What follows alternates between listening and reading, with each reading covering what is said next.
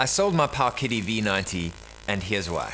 As a reviewer, as someone who's starting out with my YouTube channel, promoting these devices and talking about these devices and being passionate about these devices, I had the V90. It was the first device I bought for this channel. The reason I bought it was because I believe, and I still believe, it is the king of cheap. It is the first device I would buy at the cheapest price that is still acceptable quality. So that is where it sits in the market.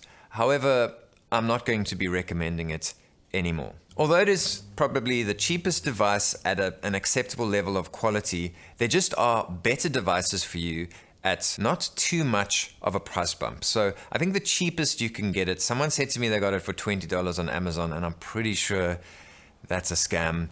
The cheapest I've seen it is $40, $42, sometimes $45, sometimes $50. So that's where it sits in terms of pricing. The Miyoo Mini that's sitting next to me here it sits at around between $50 and $60 online. I'll put the price now on the screen.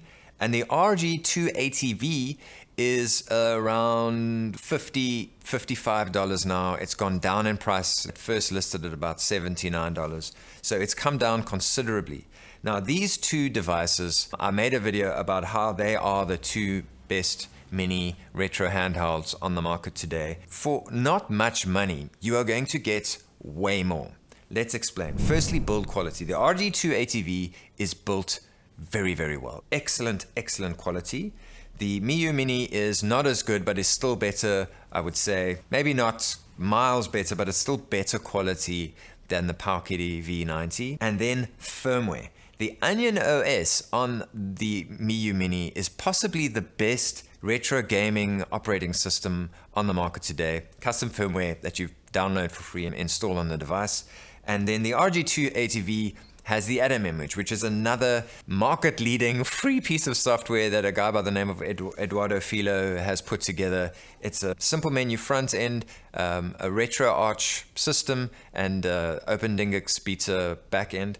And it is very stable and very easy to use. Now those two operating systems are miles ahead of the software on the V90.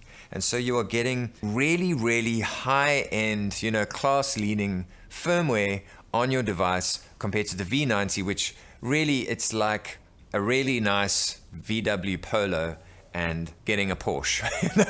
It's that, chalk and cheese. So firmware and build quality, these two are just miles ahead. I'm going to put a graph on the screen now depicting the diminishing returns. There's a concept of the more you spend, the less you get in relation to what you spend as you spend more. For instance, the camera I'm speaking on now is very good, but if I spend any more than this, my returns diminish. I bought the best quality at the best price, and from there on I kind of but I get less return on my investment compared to that camera. And that is kind of the comparison of the V90 to these. There's a huge return on investment jump in these, and then it kind of diminishes as you go up from there, depending on how much you spend. And so if you are looking at the Powkiddy V90, I highly recommend if you are scraping pennies together, just wait another month and spend a little bit more and buy one of these two. I'm going to put in the links below a comparison video that I did of these two devices.